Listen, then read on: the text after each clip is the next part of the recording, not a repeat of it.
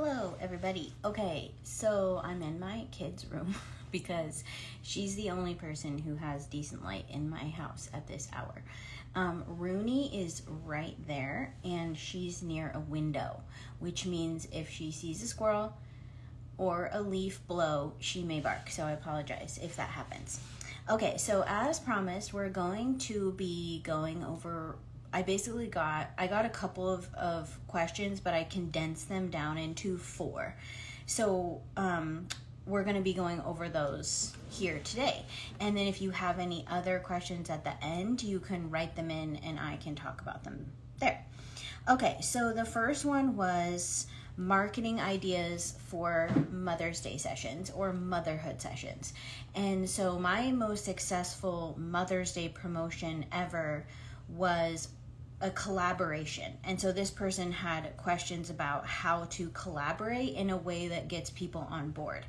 So I think what happens a lot of times is, and I'm not saying that this is what this particular person did, is that you kind of have a situation where when you want to put together a collaboration, you can't help but think about it in terms of like how it's going to benefit your business, which is normal because you're putting yourself out there and you have something you're trying to sell.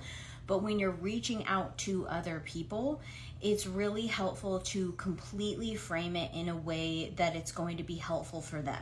So you don't want to try to, for example, partner with businesses that are extremely quiet online and never seem to want to promote themselves, because first of all, that first promotion that they do with you is not going to be seen by very many people because their account is really quiet. So you want to identify people who are in the motherhood, Mother's Day type of niche, and people who are actually in growth mode themselves, trying to be active online. For my promotion, I partnered with a spa, a clothing store, and then on the island where I live, we had a business that had recently opened that just did blowouts. So my idea was like this mother could sort of pamper herself, and there was a giveaway included, and then I reached out to every single person who entered the giveaway with a secondary offer. So that's how I like launched it out into the world. So a lot of eyes were on it in that initial phase, and then I just kept talking about it. So overall, that is the missing piece that a lot of people don't do, is they forget that 7 to 10 times that people need to see something to actually see it. And a lot of times people are trying to check that box off by just talking to their stories. But the issue with your stories is that those people have seen your stuff over and over and over, and it's just this small like conglomerate of people that keep seeing what you're posting. In marketing mentoring, that comes up all the time because so many people are checking their marketing box, but what they're actually doing is just talking to their stories over and over and over. And if we actually look at that data, it's the same 50 to 300 people that are seeing it over and over and over and over. So a lot of us are burning our audience out in that way. So we actually have to seek new forms of visibility, which is why a well done collaboration can be really helpful.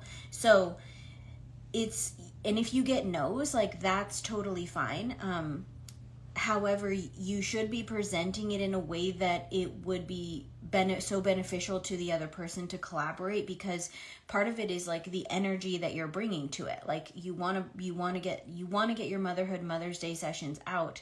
And so you're going to be promoting this, let's say it's a giveaway or just a launch, and you're partnering with other people, or you're even if it's a collaboration that's happening within you're just using each other for motivation.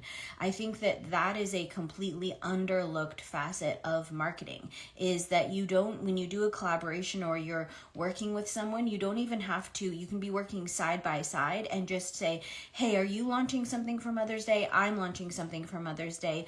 Let's be accountability partners. We live in the same town. We share an audience. Like that's extremely powerful.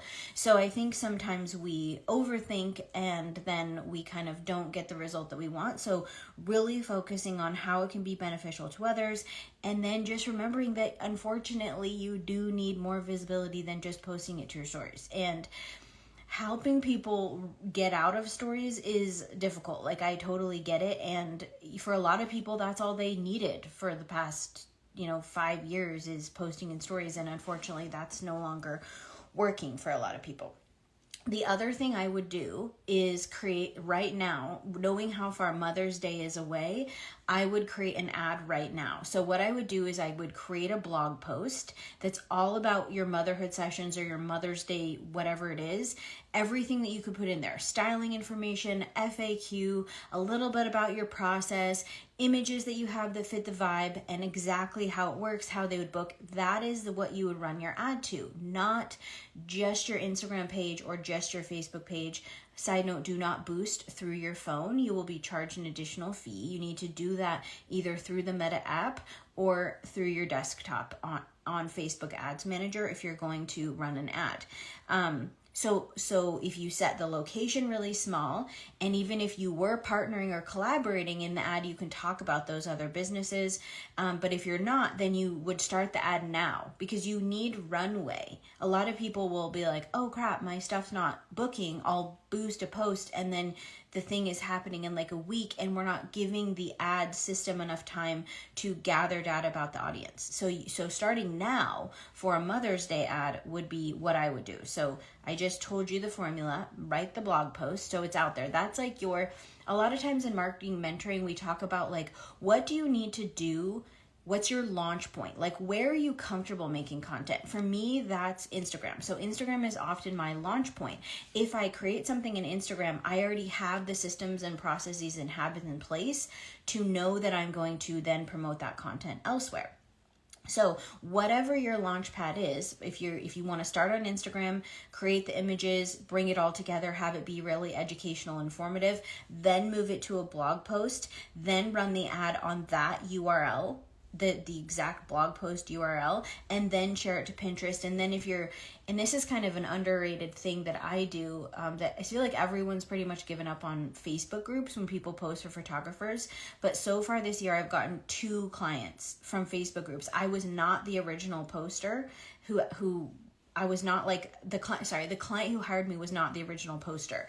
It was someone else searching or someone else reading the comments, but I didn't respond to those groups with like, they're like, hi, the first one was, hi, I'm looking for a newborn photographer. So people just posted their website and it was like one thing. Like it was just like, here's my website. Mine was an actual like, oh my gosh, I love doing in-home newborns here. And I posted my top image you could create even a collage and put it there, and then I sent them to my newborn info page. So it's so much more directive and helpful, even for the person who ended up hiring me was not the original poster of that group, but somebody who was reading. So that's part of the reason that I always encourage everyone to create info pages and blog posts, because you can send people to very specified places of information. Okay, the next one was, this person is new in their town, so they're trying to establish themselves, and they also have a language barrier to that town or that area. And this is something that actually comes up a lot. It's a question that people ask me all the time. So the reason I bring that up is, one, you're not alone if you feel like your language barrier is holding you back, because that is actually happening for a lot of people. And I don't think it's holding you back as much as you think. So one thing to keep in mind with these roadblocks, fears, judgments, these things that we slam against when we're getting ready to market or talk about our businesses, so many of those thoughts are just untrue.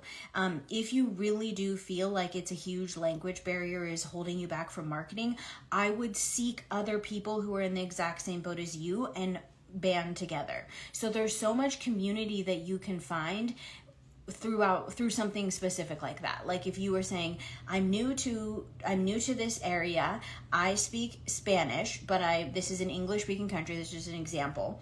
I'm looking for other business owners who English is their second language to collaborate and maybe create like a cohort of people who are working towards something, or I'm looking for other photographers to share referrals.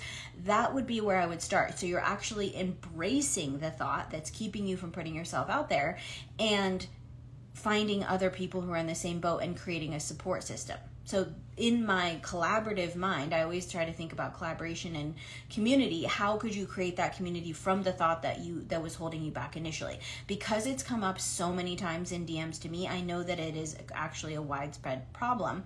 So you could meet with that group every month or every quarter, and you guys could come up together with ways, because I don't know the ins and outs of the communities that you're in, but if you're trying to insert yourself into a community, I bet that there's so many like-minded people or people that are struggling with this same thought that you might be able to book out a large portion of your business with other people who have the second language issue that I don't think is an issue. It could actually be a selling point.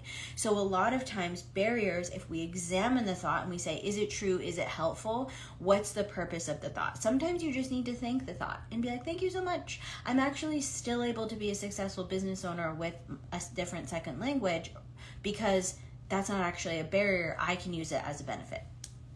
Okay. The third one was moving from one pricing structure to another pricing structure. How do you switch your marketing mindset? For the majority of times that this happens, there doesn't need to be a particular mindset shift switch that happens because you're really just raising your prices. That's the most common. This particular question has to do with something a little more in depth, but just to touch on that as well. People will question, what time of year should I raise my prices? How do I announce it to people? What do I do? There's a lot of fear around that. So for me, what I do is I raise my prices and then I have my Black Friday sale so that everyone who's like a valuable returning customer can take advantage of last year's pricing. And I only have a set number of sessions that I sell at that reduced pricing. And then moving into the new year, everyone is just at the increased price. I don't make a big to-do about it. I don't do much about it, but that's not even necessarily the right way to do it. I've seen photographers who run huge promotions leading up to their price increase where they're, saying, counting down the number of sessions left at that lower price and then getting excited for the new price and then talking about maybe something additional that's going to be included in that, even if it's something that you sort of manufacture. So there's all different kinds of ways to do it. The important thing is if you are in a place where your pricing is causing resentment, you do need to address it and you do need to increase your pricing. You also don't need to overthink that. And the general public does understand price increases. Like they understand that the more consistent you are as a photographer, the better you're getting. They understand life is expensive. So raising prices is often more of a question for us than it is for them. If you're doing a massive jump, then you're going to need to do some education. So that's what this is about. So this person is switching to simple sales, which simple sales is a pricing strategy that photographers often use where you pay a fee and then people buy product, and it's completely different than all inclusive. So it's a totally different mindset shift for the consumer. There actually is a huge education piece that needs to come in. So when you're switching to this type of pricing structure, you need more trust and you need more education. But what I see, because I mentor a lot of people who are either coming in or leaving simple sales, and the reason that most people are leaving simple sales is because they kept getting so much pushback on the complication because the education wasn't there and the trust wasn't there. So this is an example of, from my personal experience, what doesn't work with simple sales is if you have an Instagram account and you're marketing in your stories, you're fairly quiet and your pricing page is very, very limited and you're just trying to get someone on a call. There's not enough trust that's being built throughout that process. So this type of sales model or pricing model needs to have a trust building sales component. And I think that in the last maybe 5 to 6 years, that hasn't been so needed because we didn't have any sort of economic issue. People were using Instagram differently. Photography marketing overall was easier.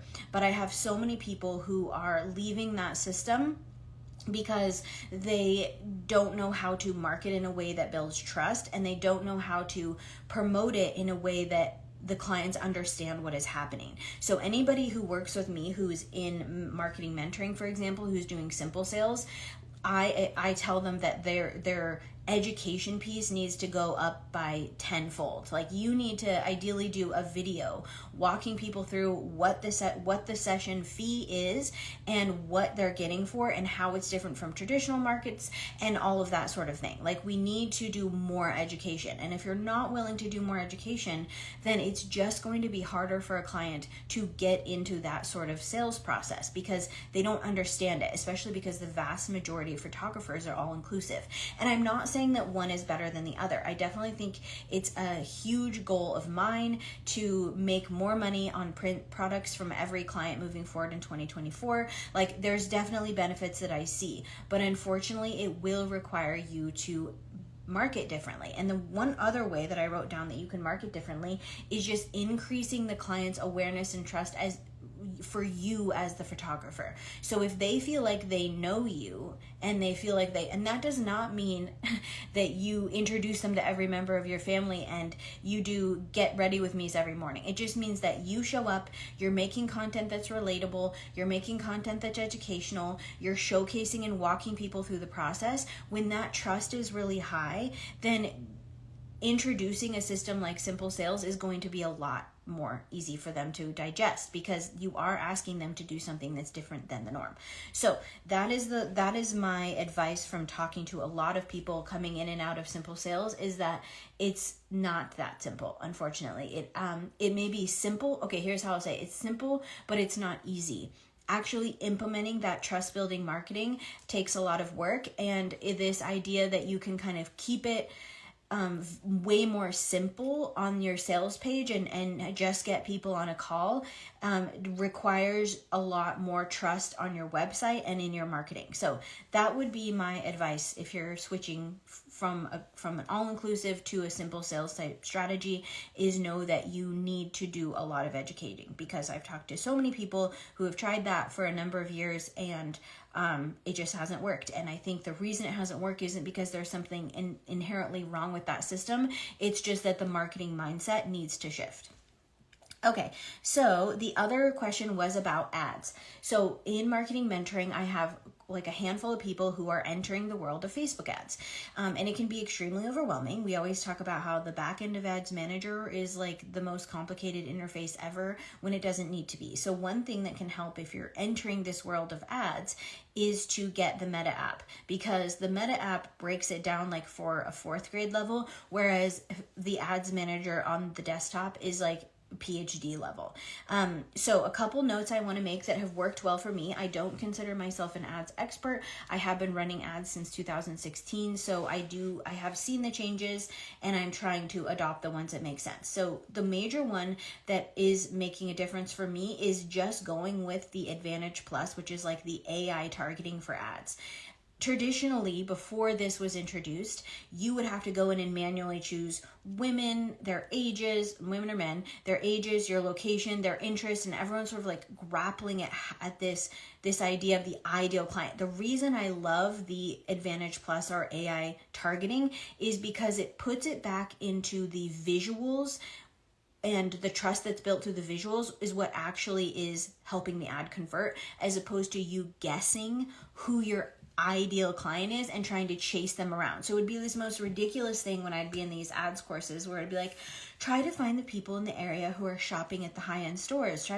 And as I've said a million times, that does not translate to an ideal client. What you want is someone who sees your image and is like, oh my gosh, that's what I want. And then ideally from that ad, they go to an info page or a very targeted blog post where they are continuing that feeling of, oh my gosh, this is what I want.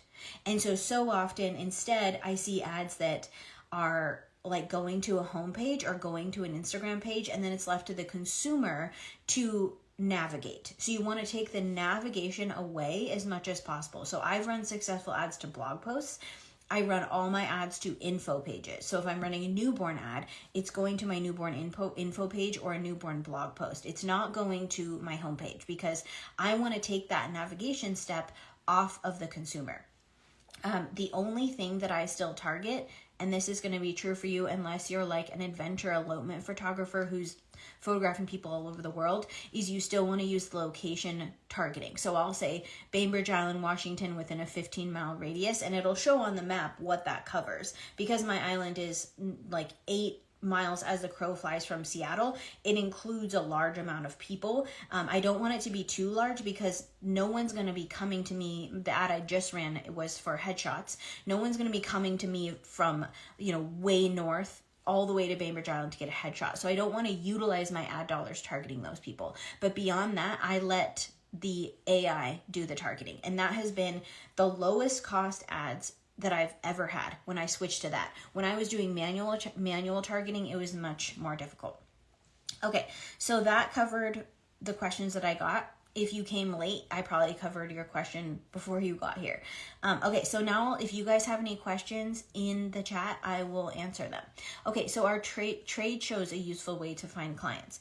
So my first business that I ever started was called Newlywed University, and we basically taught, this is the most crazy business, we taught financial education classes to newlywed couples, or people who are engaged or about to be married. So we'd have them pull each other's credit reports, we'd talk about financial goals. I ran classes that were sponsored by real estate agents, mortgage professionals, anyone who would be involved in the transactions of these first-time home buyers. And so we did the wedding shows, and it was wild. Like, first of all, wedding shows and trade shows are pretty fun if you do them correctly. The trick is the email list. The trick is actually somehow getting the people who are stopping by the booth, getting their personal information. So if you Google or ask ChatGPT, there's like a million different ways to gather information from people who are coming through trade shows so that you can actually contact them. But yeah, that's how we ran that business. Is we did the 3 huge wedding trade shows, and that is where all of our clients came from. The thing that's powerful too, and I don't know if this is true for trade shows where you are, but the trade shows that I did, you automatically get the email address of everyone who comes in the door. That is underutilized by most of the participants of the trade show because they get overwhelmed. So if you could put those people into some kind of sequence, knowing that quite a few of them will immediately weed their way out, but the ones that stay, if you can get them to start to build trust with your brand, that could be really helpful. Locally, we have a pregnancy and motherhood trade show that I did. I think it happened for the first time this year since COVID, but I did it I think it was 2019, and I printed off some of my images and I sat there all day, but I didn't at that time have a good way to capture those people's information. So that is the key that makes the trade show successful. It's a heavy upfront cost. There's usually a cost to have a booth, and then there's costs that you need to have visuals, images, something there that can help people see what your brand is. And then a lot of it is just the personality that you bring to the table. So you kind of have to be like a sort of silly salesperson there, and like open to talking about your business and trying to call people over to your booth. So if that's not your vibe, then you're probably not going to like trade shows. But if you do it right and you use a QR code, or you do a giveaway, or you do some way that you're capturing these people's attention, like even I know that in the past, some of the most successful photographers who were at the wedding trade shows had videos playing. So people would stop and watch the video. It was very beautiful and compelling. And that was enough to get just the proximity to talk to the person. So that is my little tirade on trade shows.